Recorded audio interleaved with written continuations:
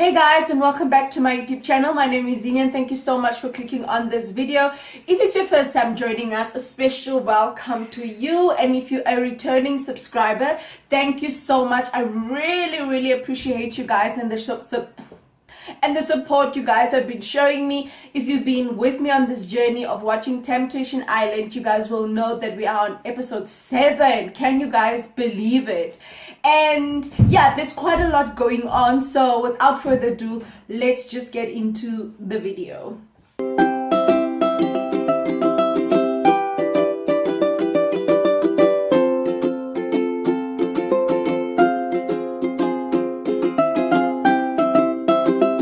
Guys, the first scene opens up and it's the gents. They at their bonfire where they will be looking at videos of the girls maybe doing things that they might or might not like or approve of. So the first guy that they show the video to is Usfiso, guys. Guys, I don't know what his deal is. So they really show Sfiso a video of Musa, guys, and Musa is really just having fun. She was dancing. There was no particular guy that stood out. She was just having fun, and he was like, he seemed like he disapproved of Musa having fun dancing with other guys, but really there was really nothing to write home about with Musa just dancing with someone else. So I don't think that was quite like triggering. However, I'm highlighting this guy because in this clip, you guys, he does highlight the fact that he is a polygamist. So he's into dating or marrying multiple women. So here on the show, he expresses the fact that he's preparing for that.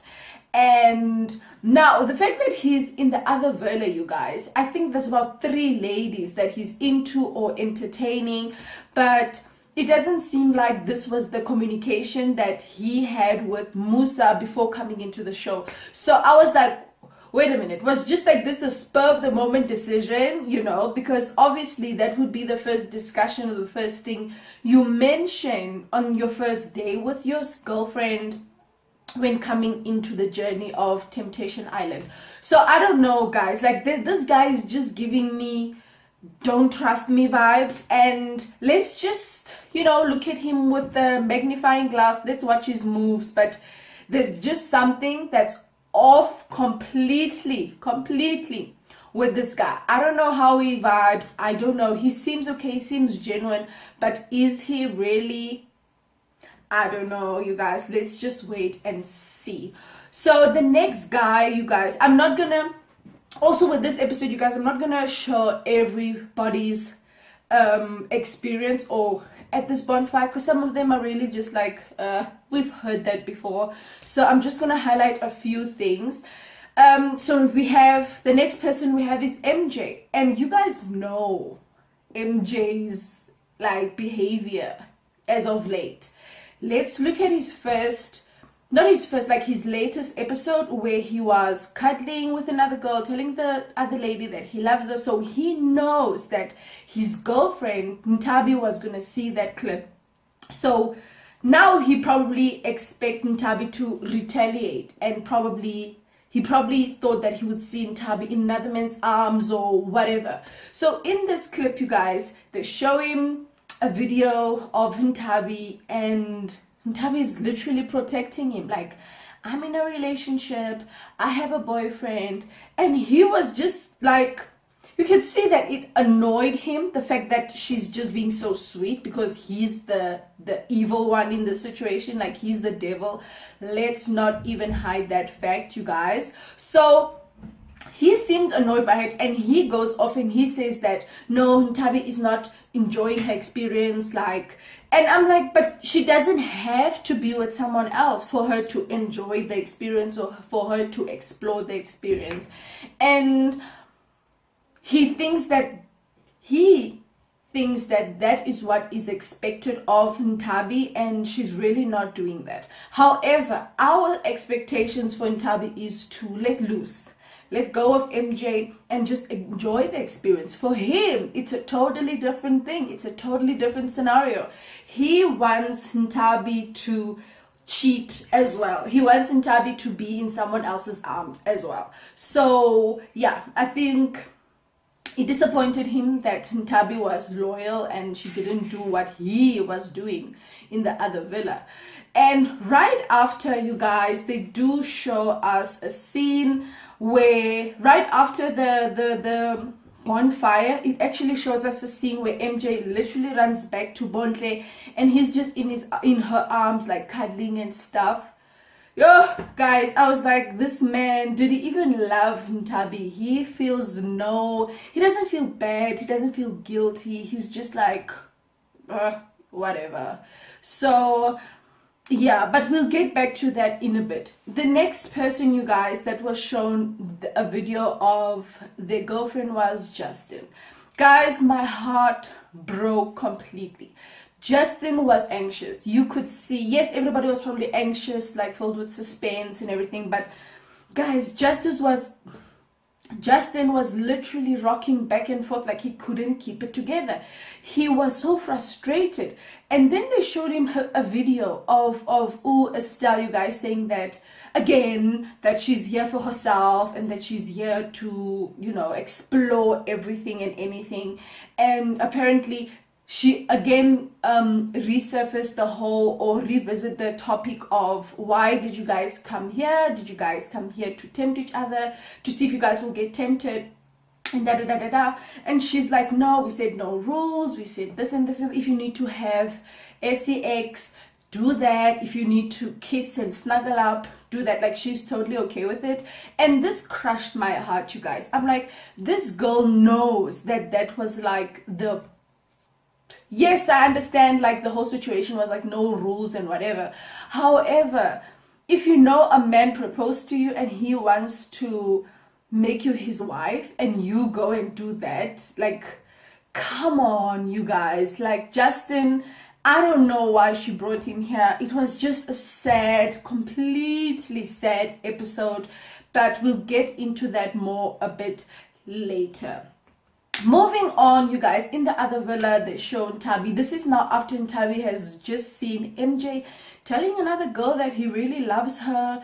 And now, you guys know, I did go into this in my last episode, that whole I love you, what. I don't feel like that girl is genuine. I feel like MJ is just infatuated. I feel like he's just in lust. I don't think it's anything serious, but in the moment it feels so real. He feels like he can build with this lady, and maybe I'm wrong, I could be wrong, but this is just my opinion. So Ntabi just saw that video and she's back home. She's back home now at the villa, and she's just trying to recoup, you know, and she's really like, you know what, I'm done with this guy. And I'm like, good for you, Ntabi. Like, I hope, really, I genuinely hope so. Now, I do have my doubt, because, guys, like, the way characters like Ntabi love, they love hard, you guys. Like, it doesn't matter what her guy or whoever can do. Like, if she should see MJ right now and MJ should whisper something also sweet in her ears, I feel like she'll melt. I feel like she'll fall into his arms again. And I know, like, this is something that we all don't want to hear, but I feel like Ntabi is so vulnerable. I feel like she hasn't closed that door completely, which is okay. And I hope for her sake that she really sees him for what he is. But at this point in time, seeing her in that situation, I was like, oh man, like, she's so broken. I feel like, yeah, it's that kind of breakup that only that ex can fix. You know what I mean? I feel like, you know when you're in a relationship, you guys, with somebody, and things go sour and you guys don't talk, or you guys don't, you literally go into that mourning process of your relationship, and all you want to do is fix it. All you want to do is get that pain away. I feel like she's in that situation, and if MJ should come back and she's still in that vulnerable state and still so heartbroken, she'll be down, you guys. Like, she will fall right back into the devil's arms, and yeah, no, it will be like just a sad case for Ntabi, but I hope not. I hope not. Moving on, you guys. Yes, like I said, MJ went back to the villa, and you know, he gets asked like, well, Bontle asked him like, so how was the bonfire, and you like asking how was the bonfire, meaning like what did you see, like what happened, was there any something drastic? And he was like, yeah, no, life moves on. That he was so nonchalant, you guys, about the whole thing. He was so like, I don't care, like I don't have a girlfriend, you are my girlfriend. And I was like, this guy couldn't care less. Like, he does not care about Ntabi. Remember, they came in so strong, power couple, da da da da da. It's right now, it's literally it's out of control. Like, MJ is gone. Like, I know he's been gone, but now he's gone. And yeah, no, I just hope Ntabi really finds someone in the future, even if it's not in the villa. But I really genuinely hope, and I want her to be happy, because that kind of, you know, when you meet someone like that, that will stick around through and through, it's you don't find that kind of connections or that kind of people that easily. So I really hope that she finds someone that she can unconditionally love, and that person would actually be deserving of it. So yeah, you guys, it was just a sad case there for MJ and Ntabi. Actually, for Ntabi, MJ, we're not so worried about him. He seems like he's doing okay. He seems like he's absolutely fine. He doesn't need anybody's sympathy or encouragement or whatever. So let's let him be. So you guys, moving on, there comes up a scene of this Fiso guy. Remember I said that there's something about him that I just don't trust, right? So he's been talking to 3 ladies in the villa, number 1.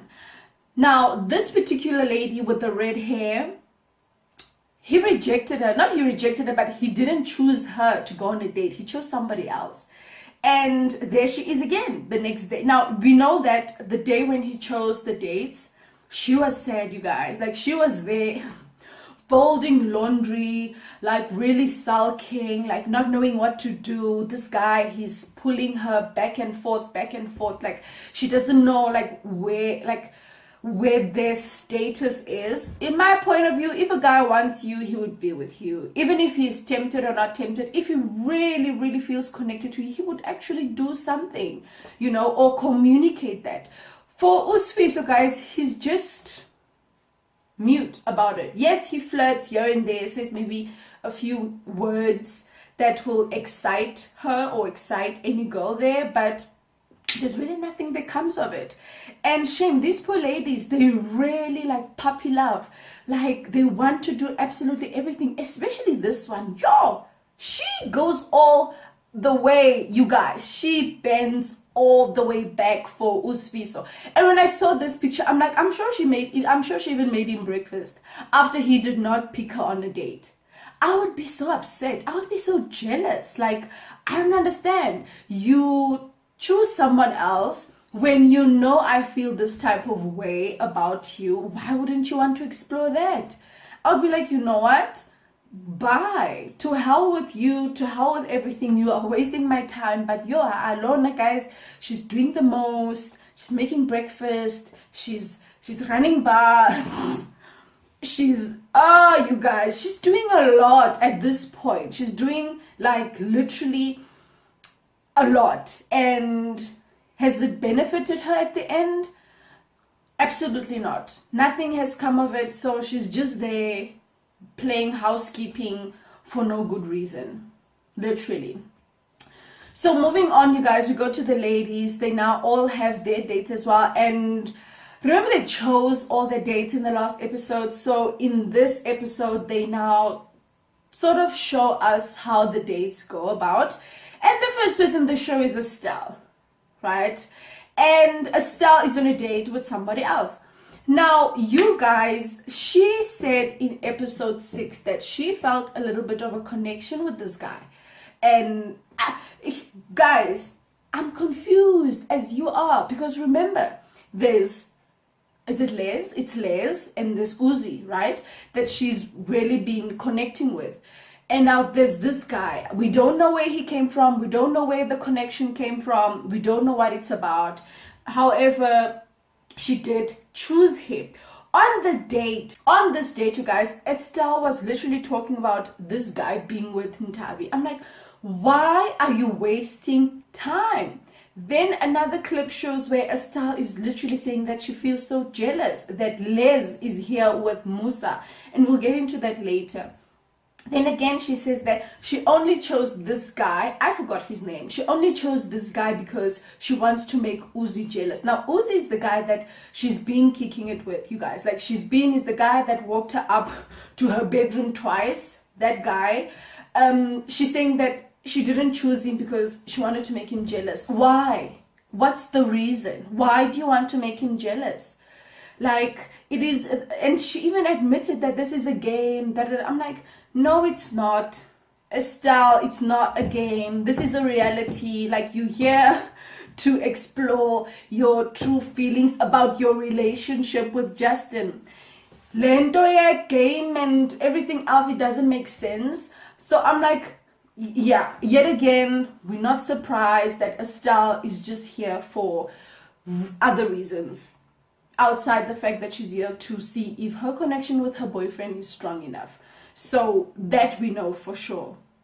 Moving on, you guys, we see Ntabi and this, I don't know if it's Jerry. I don't know why Ntabi chose Jerry. She doesn't have a connection with him. She just chose him. Their date was kind of very bland. It didn't even look like they could be friends. There was absolutely no chemistry, not even friendliness.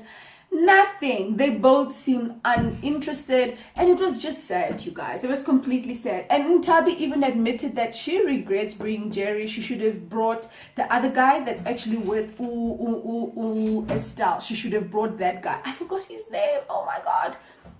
So she admits that she actually chose the wrong guy and she should have chosen somebody else.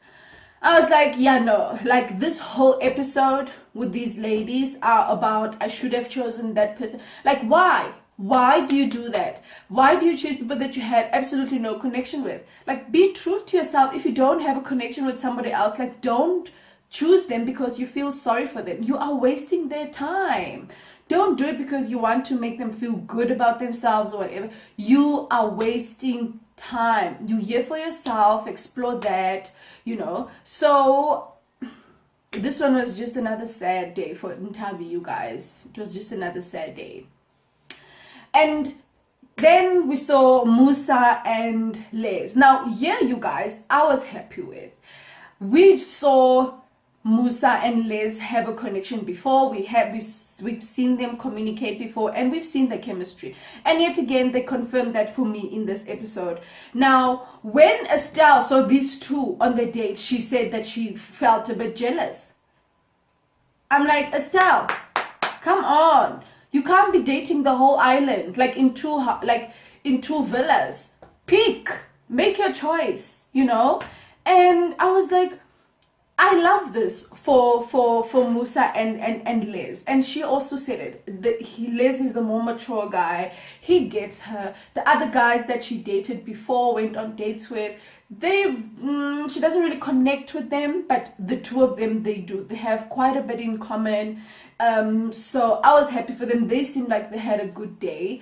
But yeah, we'll have to wait and see. Remember, this guy, he's really into Estelle, so I don't know. He also did admit on this episode that when he saw Musa the first time, he knew that he would actually have interest in her, or he had instant attraction towards her the first time he saw her. So we'll just have to wait and see.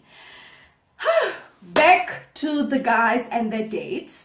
They show us a scene where Sviso is on a date with his date, right? And yo, guy, the drama. This guy, I don't know, he just came here to scrub the floor with these ladies, let me tell you. So he takes this lady on a date. She looks ever so beautiful with her lovely dress. The sun is shining, there's lovely wine, an expensive cheese. Let me tell you, he took her there to dump her.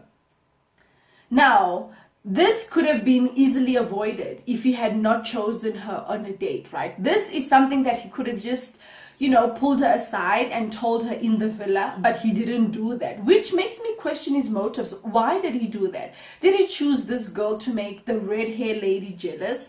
I don't know. So he brought this one on a date to tell her that I love my girlfriend. Why? You have not said that to anyone. You have not said it throughout. Why, Ngoku, do you say that you love your girlfriend? Like, what are you playing at? He did not even give her the respect to at least respond or share her feelings, you know. She was like, I don't know what to say. Like, she was in disbelief. And the first thing she said, I don't even know what to say. She wasn't shouting. She wasn't angry. She wasn't anything, you guys. He was like, nope, you know what, let's go. He got up and he left her.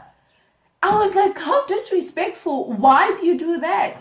At least tell her that, you know what, I think we can be friends, and I brought you on this date because I thought we should just have fun, da-da-da-da-da. However, my loyalties, or I still love my girlfriend, that's also fine. But you stringed her along, entertained her throughout this journey. Ngoku, you're going to come back and say, you know what, actually, I love my girlfriend, I'm not interested in you. And you don't even have the courtesy to let her speak her mind or speak her feelings. No, not at all. And he got up and he left. Ukel, Jonga. She wasn't having it. She was so upset. Let me tell you, see the glass of wine she's holding? That glass was a little bit like above half, and she downed it in one go, like while staring at him, like through the corner of her eye. I was like, yo, I guys, usfiso. No. You could tell that she was upset, you guys. Even when she spoke into the camera, she had another glass of wine, and she was like, I'm so, like, this guy is kak, literally, like you guys, which is understandable, you know. I feel like she has also been stringed along this journey with red hair, and now all of a sudden, boom, bring her on a date just to dump her. Why? He could have done it at the villa, you know. And even when he chose her for the date, she was surprised. She didn't understand why, but she was like, okay, maybe we're getting somewhere. And now to bring her on here for this, just to dump her, she was, yeah, no, and just be rude, like utterly rude. That, yeah, that's it. That's point blank, you guys. Like, I didn't get it at all. So, yeah, no. So, moving on, you guys, actually show us a scene of Precious and Dane. I was so happy. I was completely happy. Precious seemed like now she's letting down her guard, and they even shared a kiss. And let me tell you, Precious enjoyed it. Like, she was melting, like she was blushing, she was giggling. I was like, aha, what did we tell you? You're depriving yourself from happiness. And it was good to see her actually let loose and choose herself, you know, and at least see if there's something there, there's something there. If there's not, it's also okay. So I was happy for Precious. I was like, thank God. Yo, it's long overdue. Moving on, you guys, we see another episode of Grant and Nicole. Now, this was a whole cringe moment for me. I was like, oh my God. Like, I don't understand. With Nicole, you guys, I feel like she's also stringing Grant along. We all can tell now and confirm that she's not interested in Grant, but she's there giggling, laughing, trying to be flirtatious. Meanwhile, she says something totally different to the cameras.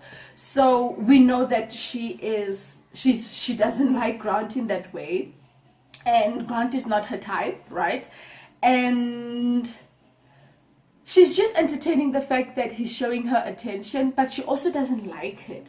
Like, you know, there's another scene that played out where Grant and Nicole was on the couch, and you could literally see that she was so irritated by him. Like, she didn't want to be with him, she didn't want to be there, but she was like, just like, oh, you know what?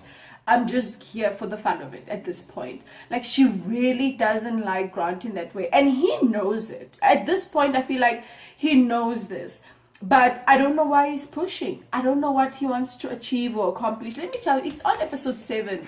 No kiss has been shared, nothing. Yet they've been going on dates. Every single time there were dates. And yet there was absolutely nothing. Not even holding hands. Nothing, you guys. Nothing. Just talking about feelings that are actually dead. The one Grant is telling her about his feelings, it goes in here, it goes out there. Like, I don't know, you guys. Like, I feel like she should just say, you know what, actually, no, I'm not interested. I'm not, right?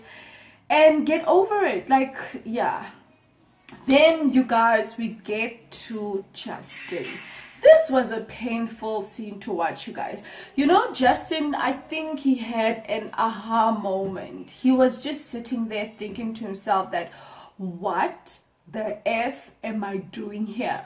Because it doesn't make sense. And he actually came out and he said that he wanted to marry her, that he proposed to her and, you know, make her his wife. And yeah, she brought him to the show for absolutely whatever reason. She knows that he's a loyal guy. She knows that he's faithful towards her. And he feels like he's paying for other people's mistakes that was before him, people that were with Estelle before him. And I just felt bad. You could see the hurt. You could see the moment where you realize that this is actually BS. Like, Estelle brought me here to mug me off for sure. She was not interested in me, but she brought me here just to go and have fun and do everything that her heart ever desired. And he even accepted the fact, and he came to the sit there, you guys, and it came to him that, you know what, she actually brought me here for me to mess up so that she can call it quits. Right? And that's not gonna happen because he's not that guy. He keeps repeating it. I mean, if like he wants to marry Estelle, he wants to, you know, make her honest woman out of Estelle and marry her, make her his wife. And Estelle brought him here for what exactly? And this is exactly what I said in my last video, you guys. I said that Estelle brought Justin here so that he can maybe do something and be tempted, so that she can be like, yes, aha, I knew it. You are just like everybody else that I've ever dated. I can't trust you anymore. And. So it's over. We'll never be the same again. This is it. I can't. Like, even if Justin had held hands with somebody else, she would have said that. She would have said, it's over, you've held hands. Like, she's literally waiting for anything, you guys, to break up with Justin and blame everything on him, which is quite sad. And I'm glad that he came to realize that, you know. And I hope in his mind that this, like, him and Estelle are really over. I don't think he should go back to her. I genuinely don't think so. And I feel like after watching all of this, he will realize that Estelle was mugging him off. Like, all these 9 years they've been together. Like I said, you guys, in my previous episode, in my previous video, Estelle, it's like she's using Justin as just like a soft blanket, just like a comfort blanket, like her pillow to fall back on. Like, she knows that she won't get hurt when she's with him, even when she comes from a trauma situation or a trauma breakup where she just felt, or she just realized that she was cheated on. She'll come back to Justin so Justin can nurture her again, bring up her self-esteem or whatever. And then once she's there, she's out. When it happens again, she comes back in. Justin will be there, you know, build her, try to motivate her, Once she's again on her full potential, she's out again. And then, because that's how she described their relationship. She said that every time they would break up, she'd go back, come back, go. Like, what's the purpose? What is the reason? So that's the only thing that makes sense for me as to what's really going on in Estelle's head. I don't know why she can't see a gem when it's right in front of her. A loyal man, you guys, like something that every woman wants. And she's just there, like, excuse me, doing the most. Now, let's talk about Justin's headspace. We know that he's over it, he's hurt, Do you think that Justin will actually get back with Estelle after this? Guys, the way this man loves Estelle, and yes, we can see that he's disappointed, he's upset, but I'm just worried that he will fall into that trap again, that he will be hypnotized again and go back to Estelle and start a relationship again and believe that it will be better. You know, even though he has like things that, I know he does say that he's on this journey for himself now. He's now coming to the realization that he needs to make better decisions when it comes to Estelle, and he has seen, you know, what everybody is saying, and yeah, no, so I'm just hoping that for him, and I'm hoping and praying he doesn't fall back into a relationship with Estelle after this, because you know, you guys know it's quite difficult to break off a relationship with someone you've been with for so long. Now, not for everyone, but just like for some people. So I hope this will be that deal breaker for Justin, where he's like, you know what, it's done, I'm completely done. Especially you guys, when it's like a back and forth thing for so many years, you don't know when to say no, you know what, that door is closed permanently. So even if they break up now, do you think they'll get back together again in the future? I don't know, you guys, I really don't know. I hope this will be enough for Justin to like really open his eyes. So yeah, that is it for today's video. Thank you guys so much for watching, and if you guys have anything or any suggestions that I can react to or whatever, please let me know down in the comment section down below. And the comment section has been quite entertaining. I've loved hearing from you guys. I love hearing your opinions. It really puts a whole lot out there.